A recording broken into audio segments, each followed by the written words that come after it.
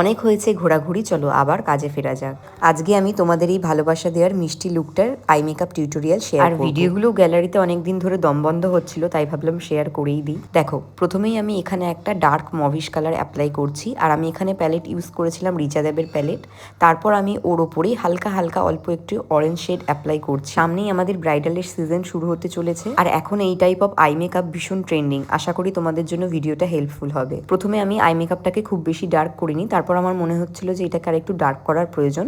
তোমরা তোমাদের পছন্দ অনুযায়ী ডার্কটা অ্যাড করো। যেহেতু আমি লুকটাকে খুব সফট রেখেছিলাম, তাই আমি একদমই হালকার উপর অ্যাপ্লাই করেছি। তারপর আমি আই মেকআপটাকে আরও বেশি ইনহ্যান্স করার জন্য লিডে একটুখানি শিমার অ্যাড করে নিয়েছি। তোমরা অনেকেই বলতে পারো যে আই মেকআপটা ভীষণই লাইট লাগছে।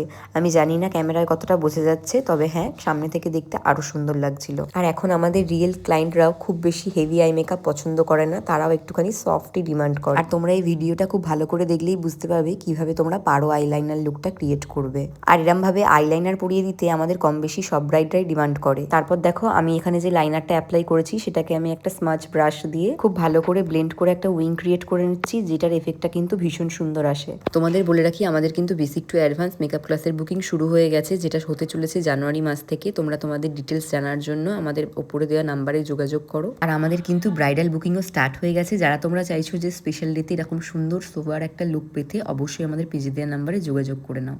আরও এরকম ভিডিওর আপডেট পেতে পেজকে ফলো করতে ভুলো না। দেখা হচ্ছে পরের ভিডিওতে।